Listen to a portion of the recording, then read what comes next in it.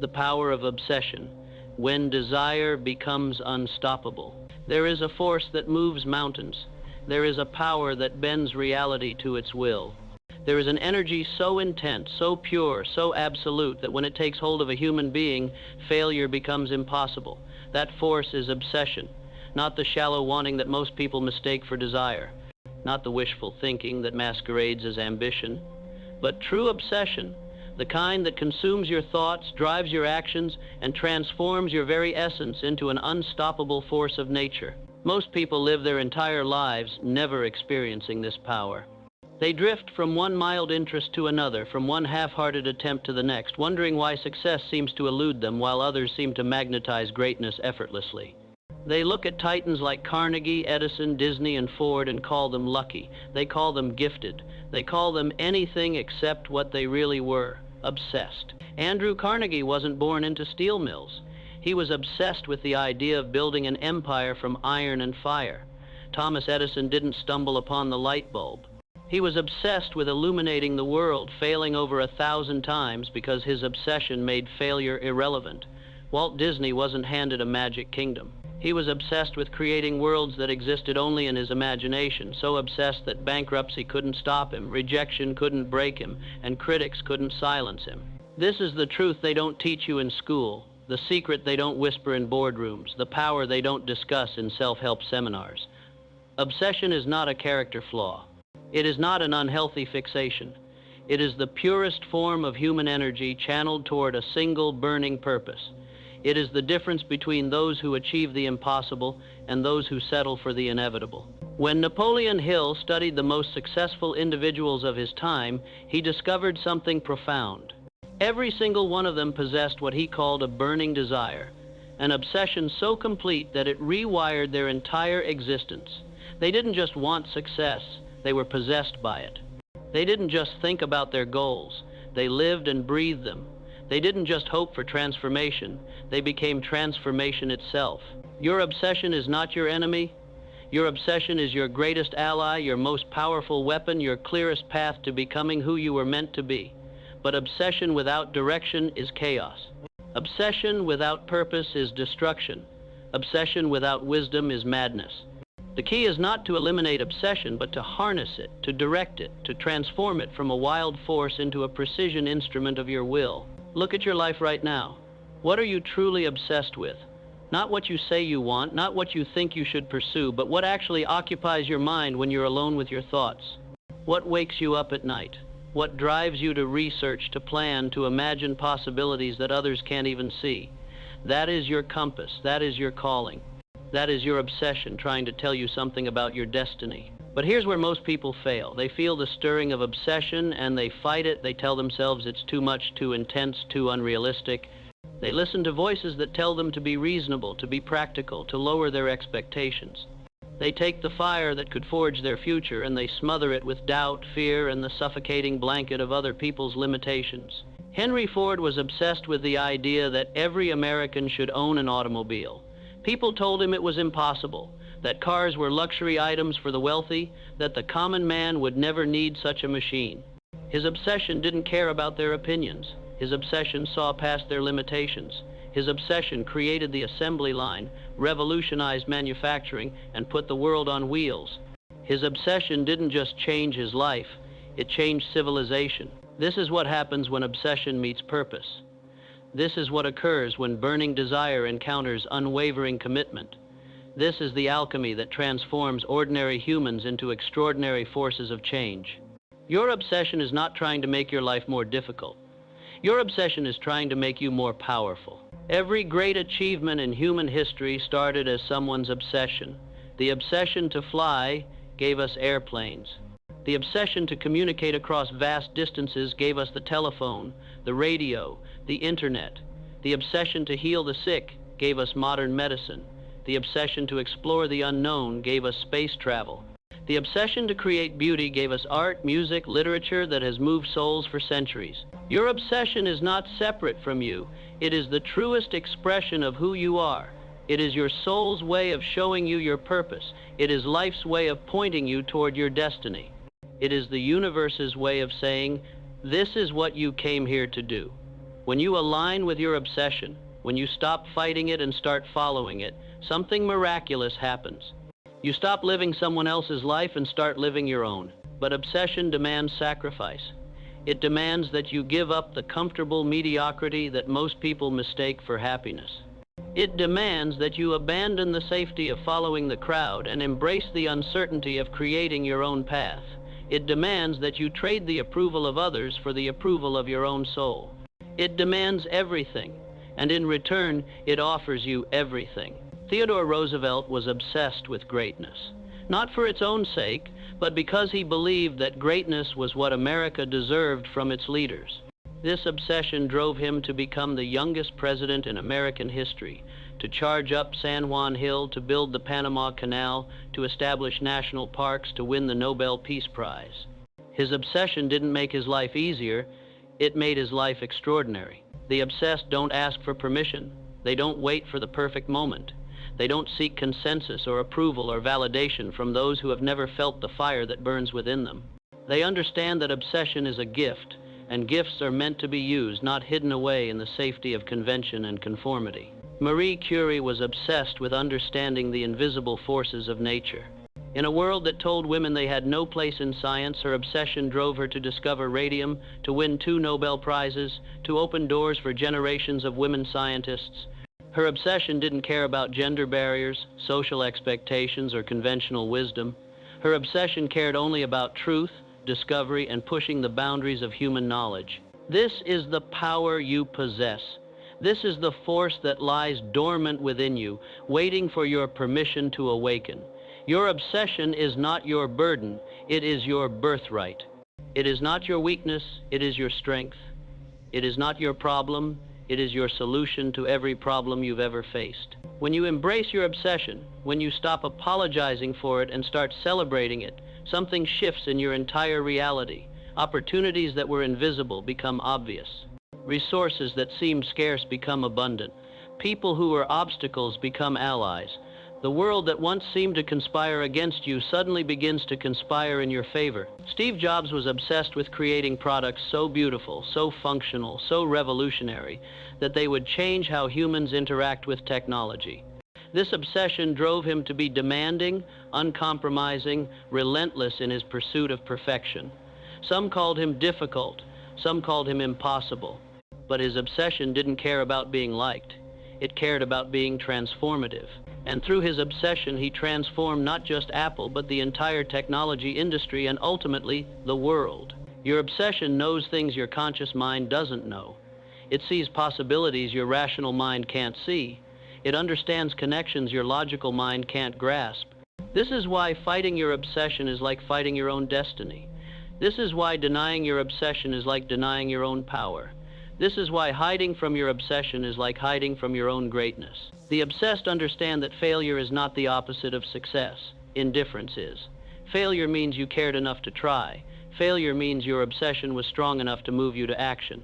Failure means you're in the arena, fighting for what matters to you, rather than sitting in the stands criticizing those who dare to fight. Abraham Lincoln was obsessed with preserving the Union and ending slavery. This obsession drove him through political defeats, personal tragedies, and a civil war that nearly tore the nation apart. His obsession didn't promise him an easy path, it promised him a meaningful one. His obsession didn't guarantee him popularity, it guaranteed him purpose. His obsession didn't ensure his comfort, it ensured his legacy. When you stop seeing obsession as something to manage and start seeing it as something to leverage, everything changes.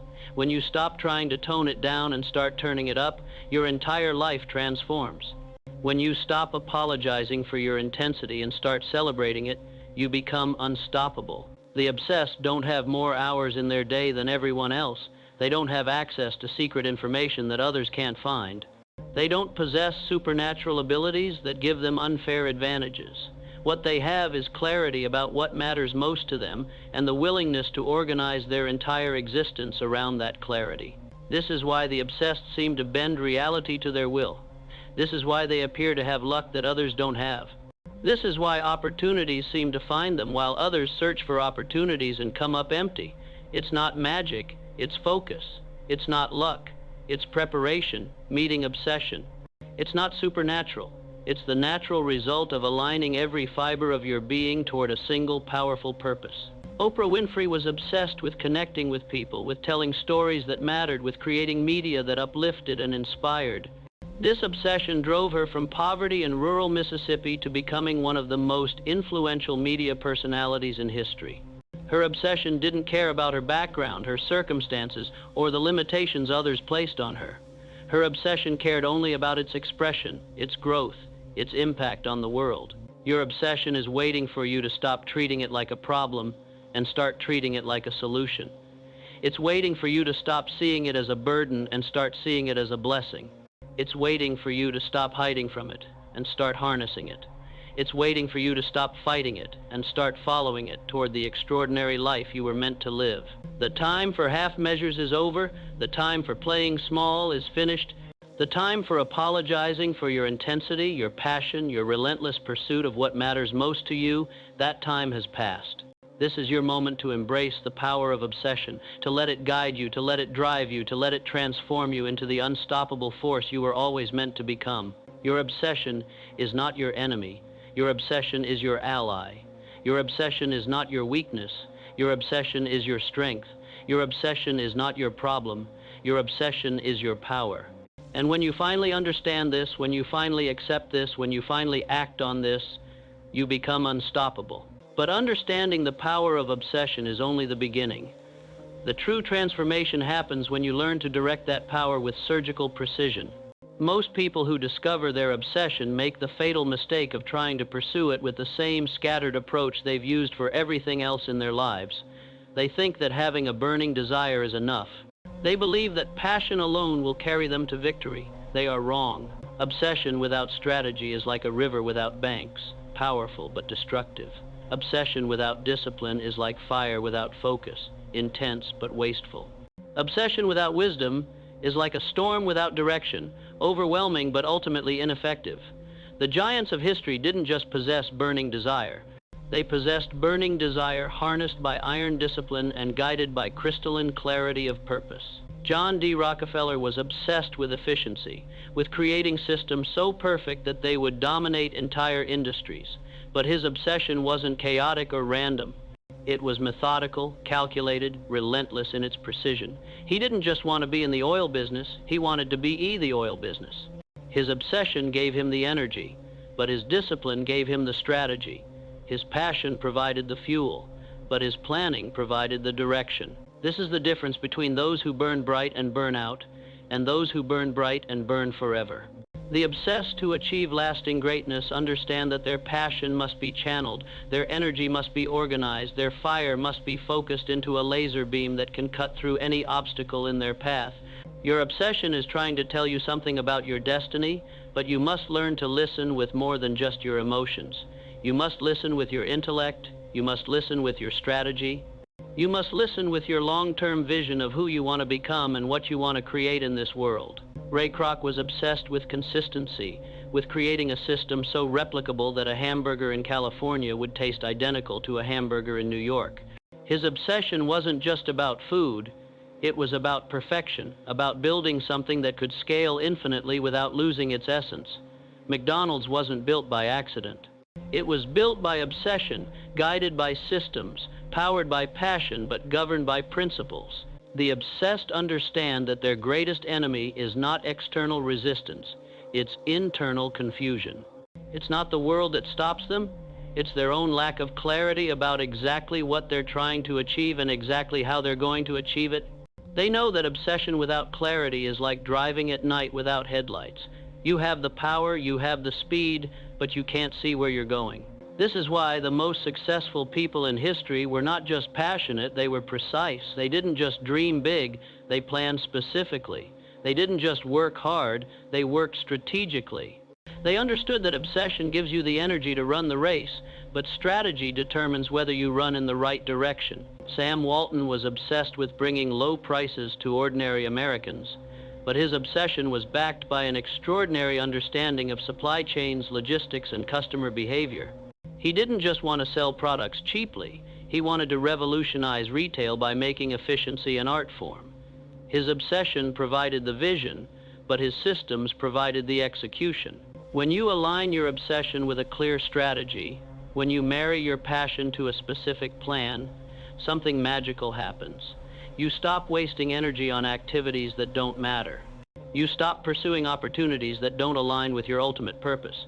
You stop saying yes to everything and start saying yes only to the things that move you closer to your obsession's fulfillment. The obsessed understand that focus is not about doing one thing. Focus is about doing the right things in the right order at the right time for the right reasons. It's about understanding that every decision is either feeding your obsession or starving it. Every action is either building your dream or building someone else's. Every moment is either invested in your vision or wasted on distractions that masquerade as productivity. Colonel Sanders was obsessed with his secret recipe, with creating fried chicken so delicious that people would drive miles just to taste it. But at age 62, when most people are thinking about retirement, his obsession demanded more. It demanded that he take his recipe and spread it across the world. His obsession didn't care about his age, his circumstances, or conventional wisdom about when dreams should be pursued. His obsession cared only about its expression. This is what separates the obsessed from the merely interested. The interested give up when things get difficult. The interested make excuses when obstacles appear. The interested find reasons why their dreams aren't practical, aren't possible, aren't worth the sacrifice required to achieve them. The obsessed find ways, the obsessed find solutions. The obsessed find paths where others see only walls. Your obsession doesn't operate on the same timeline as your fears. Your obsession doesn't follow the same logic as your doubts. Your obsession doesn't respect the same limitations as your current circumstances. Your obsession exists in a realm where anything is possible, where every problem has a solution, where every obstacle is just another opportunity to prove how badly you want what you want. The Wright brothers were obsessed with human flight. Everyone told them it was impossible. Scientists had proven it couldn't be done. Mathematicians had calculated why humans would never soar through the skies like birds. Their obsession didn't care about scientific consensus or mathematical proofs. Their obsession cared about testing, experimenting, failing, learning, and trying again until the impossible became inevitable. But here's what most people miss about the obsessed. They don't just work harder than everyone else, they work differently. They don't just want success more than others, they think about success differently. They don't just dream bigger dreams, they dream more specifically, more vividly, more consistently than anyone around them. The obsessed live in their future while working in their present. They see their vision so clearly that it becomes more real to them than their current circumstances. They speak about their dreams not as fantasies, but as facts that simply haven't materialized yet. They make decisions based not on where they are, but on where they're going. Estee Lauder was obsessed with beauty, with creating cosmetics that would make every woman feel confident and radiant. She didn't start with millions of dollars or corporate backing. She started with obsession, a few products, and an unshakable belief that she could build a beauty empire. She gave away free samples, stood behind department store counters, and refused to accept no as a final answer. Her obsession didn't guarantee her an easy path, it guaranteed her a persistent one. This persistence, this relentless forward motion, this inability to accept defeat as permanent, this is not stubbornness, this is not blind ambition, this is not foolish optimism. This is the natural expression of a soul that has found its purpose and refuses to be denied its destiny. The obsessed understand that setbacks are setups for comebacks. They know that every failure contains within it the seeds of a greater success. They realize that every rejection is redirecting them toward someone who will say yes. They comprehend that every closed door is pointing them toward the one door that will open everything they've ever wanted. When Michael Jordan was cut from his high school basketball team, his obsession with greatness didn't diminish, it intensified. When Steven Spielberg was rejected from film school twice, his obsession with storytelling didn't weaken, it strengthened. When J.K. Rowling was rejected by 12 publishers, her obsession with Harry Potter's story didn't fade, it burned brighter. This is the secret that separates those who achieve the extraordinary from those who settle for the ordinary. The obsessed don't see rejection as judgment, they see it as misdirection. They don't interpret failure as a verdict, they interpret it as education. They don't experience setbacks as endings, they experience them as beginnings of new strategies, new approaches, new opportunities to prove that their obsession is stronger than any obstacle the world can place in their path. Your obsession is not asking you to be perfect. Your obsession is asking you to be persistent. It's not demanding that you never fall. It's demanding that you always get back up. It's not requiring that you never doubt. It's requiring that you never quit. Your obsession understands that the path to greatness is not a straight line. It's a series of recoveries, adaptations, and relentless forward momentum despite every reason to give up. The obsessed have trained themselves to see opportunity where others see obstacles. They've conditioned themselves to find possibilities where others find problems. They've programmed themselves to discover solutions where others discover excuses. This is not positive thinking. This is strategic thinking. This is not denial of reality. This is the expansion of reality to include outcomes that others can't imagine. Vera Wang was obsessed with fashion, but she didn't enter the industry until she was 40 years old. Traditional wisdom said she was too old, that fashion was a young person's game, that she had missed her window of opportunity. Her obsession disagreed. Her obsession saw her age as an advantage, her life experience as an asset, her maturity as the perfect foundation for building a fashion empire that would redefine bridal wear and luxury fashion. The obsessed operate on a different frequency than the rest of the world. While others are focused on what's realistic, the obsessed are focused on what's possible. While others are limited by what they can see, the obsessed are guided by what they can envision. While others are constrained by what exists, the obsessed are liberated by what could exist if someone with enough passion, persistence, and precision decided to make it real. This is your invitation to join the ranks of the obsessed. This is your call to stop living in the comfortable prison of other people's expectations and start building the magnificent monument of your own potential. This is your moment to stop asking whether your dreams are realistic and start making your dreams inevitable. Because here's what the world doesn't want you to understand. Your obsession is not random. It's not accidental. It's not a cosmic joke or a cruel twist of fate. Your obsession is the universe's way of showing you your assignment. It's life's method of revealing your mission. It's your soul's technique for communicating your purpose. Every great achievement began as someone's obsession, and every obsession has the potential to become someone's great achievement. But potential without action is just sophisticated daydreaming. Vision without execution is merely elaborate fantasy. Obsession without movement is simply intense wishing. The difference between those who transform their obsessions into reality and those who let their obsessions remain forever as dreams lies not in the strength of their desire, but in the courage of their daily decisions. The obsessed understand that transformation happens not in grand gestures, but in small, consistent actions performed with unwavering commitment over extended periods of time.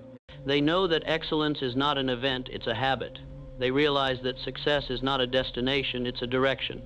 They comprehend that greatness is not achieved, it's practiced daily, relentlessly, without exception or excuse. Benjamin Franklin was obsessed with self-improvement, with becoming the best version of himself in every area of life. He didn't just think about improvement, he created systems for it. He tracked 13 virtues daily, measuring his progress, analyzing his failures, adjusting his approach based on results rather than intentions. His obsession gave him the motivation, but his method gave him the results. This is the discipline that obsession demands. Not the discipline of punishment, but the discipline of precision. Not the discipline of deprivation, but the discipline of dedication. Not the discipline of suffering, but the discipline of structure. The obsessed understand that freedom comes not from the absence of discipline, but from the presence of self-directed discipline that serves their highest vision of themselves. Your current habits are either building the life your obsession demands or building the life your obsession abhors. There is no neutral ground. There is no standing still. Every day, with every choice, with every action or inaction, you are either moving closer to your obsession's fulfillment or further away from it. The obsessed have made peace with this reality. They've accepted that everything matters, that every moment counts, that every decision is either an investment in their dream or a withdrawal from it. Howard Hughes was obsessed with aviation, with pushing the boundaries of what was possible in flight. His obsession drove him to design aircraft, to break speed records, to found an airline, to advance aviation technology decades ahead of its time. His obsession didn't care about comfort, convenience, or conventional business hours. His obsession demanded everything, and in return, it gave him achievements that seemed impossible to everyone except him. The obsessed have learned to embrace discomfort as the price of admission to extraordinary achievement. They've discovered that the distance between where they are and where they want to be is measured not in miles, but in their willingness to do what others won't do, to sacrifice what others won't sacrifice, to persist when others won't persist. This is not about working yourself into exhaustion. This is about working yourself into excellence. This is not about burning out. It's about burning bright. This is not about destroying your life in pursuit of your dreams. It's about building a life so aligned with your dreams that work becomes worship, effort becomes expression, and sacrifice becomes service to your highest purpose. Martha Stewart was obsessed with perfection, with creating beautiful, functional solutions for everyday living. Her obsession drove her to learn every aspect of cooking, decorating, gardening, and entertaining. She didn't just want to be good at these things, she wanted to be the definitive authority on living beautifully. Her obsession demanded mastery, and mastery demanded that she become a student of excellence in every area that mattered to her vision. The obsessed are perpetual students. They understand that the moment they stop learning is the moment their obsession begins to die. They realize that expertise is not a destination but a journey, that mastery is not a trophy but a practice, that excellence is not an achievement but a commitment to continuous improvement. Your obsession is your greatest teacher, but only if you're willing to be its most dedicated student. It will show you exactly what you need to learn, exactly what skills you need to develop, exactly what knowledge you need to acquire to transform your vision into reality, but it won't make learning easy. It won't make growth comfortable. It won't make mastery convenient. Thomas Edison's obsession with invention led him to conduct thousands of experiments, to read voraciously, to question everything, to fail spectacularly, and learn relentlessly. He didn't see his 1,000 failures in creating the light bulb as defeats. He saw them as 1,000 ways not to make a light bulb, each failure bringing him closer to the solution that would illuminate the world. This is the mindset that obsession cultivates. This is the perspective that passion creates. This is the worldview that transforms every setback into a setup, every problem into a puzzle, every obstacle into an opportunity to demonstrate just how committed you are to your vision. The obsessed don't have backup plans, they have better plans. They don't have exit strategies, they have excellent strategies. They don't have safety nets. They have skill sets so comprehensive that failure becomes impossible, not because they never encounter obstacles, but because they've developed the ability to overcome any obstacle that dares to stand between them and their destiny. Arnold Schwarzenegger was obsessed with becoming the greatest bodybuilder in history, then the biggest movie star in the world, then the leader of the largest state in America. Each obsession built upon the last, each achievement becoming the foundation for the next impossibility. His obsessions didn't conflict with each other. They compounded with each other, creating a life so extraordinary that it seems fictional to those who don't understand the power of directed desire. This is what happens when you stop limiting your obsession and start leveraging it. This is what occurs when you stop seeing your intense desires as problems to be managed and start seeing them as powers to be multiplied. This is the transformation that awaits you when you finally understand that your obsession is not your burden. It's your blueprint for a life beyond anything you've ever imagined possible. But transformation requires more than understanding. It requires action. It demands more than insight. It demands implementation. It needs more than inspiration. It needs perspiration, applied consistently, strategically, relentlessly, in service of your obsession's expression in the world. The moment you decide to honor your obsession, to follow it, to serve it, to build your entire life around it, that's the moment everything changes. That's the moment opportunities begin to appear where obstacles once stood. That's the moment resources become available where scarcity once reigned. That's the moment people enter your life who are perfectly positioned to help you achieve what you once thought was achievable only in your dreams. Your obsession is not asking you to have all the answers before you begin. Your obsession is asking you to begin before you have all the answers. It's not demanding that you see the entire staircase before you take the first step. It's demanding that you take the first step, trusting that the staircase will reveal itself as you climb. The obsessed understand that certainty is not a prerequisite for action, commitment is. They know that confidence is not required to start, competence develops as you progress. They realize that you don't have to be great to get started, but you do have to get started to be great. Your obsession has been patient with you. It has waited while you explored other paths, while you listened to other voices, while you pursued other people's definitions of success. But obsession is not infinitely patient.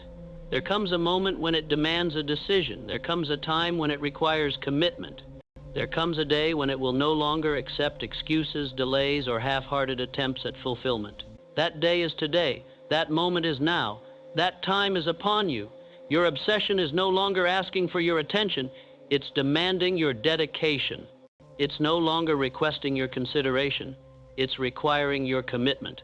It's no longer hoping for your cooperation. It's insisting on your complete surrender to its power, its purpose, its unstoppable drive toward manifestation in your life and in the world. This is your crossroads. This is your choice point. This is your moment of decision between a life of comfortable mediocrity and a life of magnificent obsession, between playing it safe and playing to win, between existing in the shadows of what could be and stepping into the blazing light of what will be when you finally, completely, irrevocably align yourself with the obsession that has been calling your name since the day you were born. The world is waiting for what your obsession wants to create. Not tomorrow, not next year, not when conditions are perfect or when you feel ready or when others give you permission. The world is waiting now, in this moment, for you to stop hiding your light under the basket of other people's expectations and let it shine with the full intensity of your unleashed potential. Every industry, every field, every area of human endeavor is crying out for someone obsessed enough to revolutionize it, to transform it, to elevate it beyond its current limitations. Every problem that exists is waiting for someone obsessed enough to solve it. Every innovation that humanity needs is waiting for someone obsessed enough to create it. Every breakthrough that could change lives is waiting for someone obsessed enough to achieve it. What if that someone is you? What if your obsession is not just about your personal fulfillment, but about your contribution to the world? What if your burning desire is not just your path to success, but your gift to humanity? What if the very thing that makes you different, that makes you intense, that makes others call you obsessed is exactly what the world needs from you? Nikola Tesla was obsessed with harnessing electricity, with unlocking the invisible forces that could power the world. His obsession gave us alternating current, wireless technology, the foundations of modern electrical systems. His obsession didn't just change his life, it changed how humans live, work, and connect with each other across the globe. Your obsession carries within it the seeds of impact that extend far beyond your personal ambitions. When you honor your obsession, when you follow it with complete dedication, when you allow it to guide every decision and drive every action, you don't just transform your own life. You create ripples of transformation that touch lives you may never meet, solve problems you may never see, and contribute to progress in ways you may never fully understand. This is the responsibility that comes with obsession. This is the obligation that accompanies your burning desire. This is the debt you owe to the gift you've been given. Your obsession is not just about you. It's about what you can do for the world through the unique lens of your particular passion, your specific vision, your individual contribution to the grand tapestry of human achievement. The obsessed understand that their desire is not selfish, it's service. Their passion is not self-centered. It's centered on what they can create, contribute, and leave behind as their legacy. Their intensity is not narcissistic. It's naturalistic, the natural expression of a soul that has found its purpose and refuses to let that purpose remain unexpressed. Nelson Mandela was obsessed with freedom, with justice, with the idea that all humans deserve dignity and equality regardless of their race. His obsession sustained him through 27 years of imprisonment, through decades of struggle, through moments when freedom seemed impossible. His obsession didn't guarantee him a comfortable life, it guaranteed him a meaningful one. His obsession didn't promise him personal happiness, it promised him the chance to create happiness for millions. This is what happens when obsession meets service. This is what occurs when burning desire encounters noble purpose. This is the alchemy that transforms personal passion into universal impact, individual achievement into collective advancement, private victory into public benefit. Your obsession is not asking you to choose between personal success and contribution to others. Your obsession is showing you that at the highest levels they are the same thing. True success is not about accumulating wealth, it's about creating value. Genuine achievement is not about personal recognition, it's about meaningful contribution. Authentic fulfillment is not about getting what you want, it's about becoming who you were meant to be and using that becoming to serve something greater than yourself. But service through obsession requires a different kind of courage than the world usually teaches. It requires the courage to be misunderstood by those who don't share your vision. It requires the courage to be criticized by those who don't comprehend your commitment. It requires the courage to be isolated by those who can't match your intensity. The obsessed walk alone until they find others who share their level of commitment, their depth of vision, their willingness to sacrifice comfort for contribution. They understand that the path of obsession is not crowded because most people are not willing to pay the price that extraordinary achievement demands. Mahatma Gandhi was obsessed with nonviolent resistance, with proving that love could be more powerful than hate, that peace could triumph over violence. His obsession led him to fast, to march, to face imprisonment and physical danger in service of a vision that others called impossible. His obsession didn't ask him to be practical, it asked him to be powerful. His obsession didn't demand that he be realistic, it demanded that he be revolutionary. This is the test that obsession presents to every soul it chooses to inhabit. Will you allow your obsession to make you ordinary by trying to fit it into conventional expectations, or will you allow your obsession to make you extraordinary by following it wherever it leads, regardless of what others think, say, or do? The obsessed have learned that the opinions of those who have never felt the fire of true desire are irrelevant to those who burn with unstoppable purpose. They've discovered that the criticism of those who have never risked everything for their dreams carries no weight for those who understand that the greatest risk is not pursuing your obsession, it's ignoring it. Your obsession doesn't need anyone's approval but yours. Your passion doesn't require anyone's permission but your own. Your burning desire doesn't seek anyone's validation but the validation that comes from knowing you honored the gift you were given, you followed the calling you felt, you became the person your obsession was trying to create. But here's what most people never realize about the obsessed. They are not driven by ego, they are driven by love. Love for their vision, love for their purpose, love for the impact they can make, love for the contribution they can offer. This love is so pure, so powerful, so all-consuming that it makes every sacrifice meaningful, every challenge worthwhile, every setback temporary. Mother Teresa was obsessed with serving the poorest of the poor, with bringing dignity and love to those whom society had forgotten.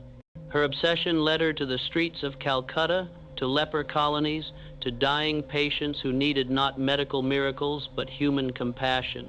Her obsession didn't promise her wealth or fame, it promised her the opportunity to love in action, to serve with purpose, to live with complete alignment between her deepest values and her daily actions. This is the peace that obsession brings.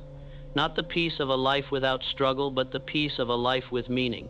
Not the peace of a path without obstacles, but the peace of a path with purpose. Not the peace of comfort, but the peace of calling, the unshakable knowing that you are exactly where you belong, doing exactly what you were meant to do, becoming exactly who you were created to be. The world will try to convince you that obsession is dangerous, that passion is impractical, that following your burning desire is a recipe for disappointment and failure. The world will offer you safer alternatives, more reasonable pursuits, more conventional definitions of success. The world will try to seduce you with the false security of mediocrity disguised as wisdom, but you know better now. You understand that the real danger is not in following your obsession, it's in betraying it. The real impracticality is not in pursuing your passion, it's in ignoring it. The real recipe for disappointment is not in risking everything for your dreams, it's in risking nothing and wondering for the rest of your life what might have been. Every moment you delay, every day you procrastinate, every week you spend preparing to begin instead of beginning, these are not just lost opportunities.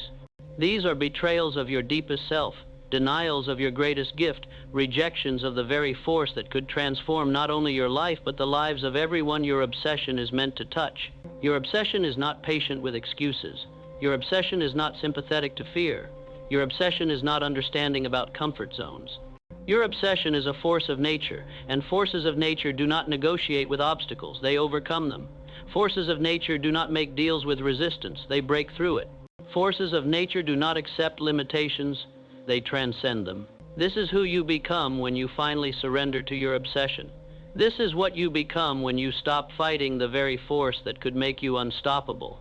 This is how you transform from someone who dreams about greatness into someone who creates greatness, from someone who wishes for impact into someone who makes impact, from someone who hopes for transformation into someone who becomes transformation itself. The time for hesitation is over. The season of preparation has passed. The era of excuses has ended. Your obsession is no longer knocking politely on the door of your consciousness. It is pounding on that door, demanding entry, insisting on expression, requiring immediate and complete surrender to its power. Open that door. Embrace that power. Follow that obsession wherever it leads, however it demands to be expressed, whatever it requires you to become.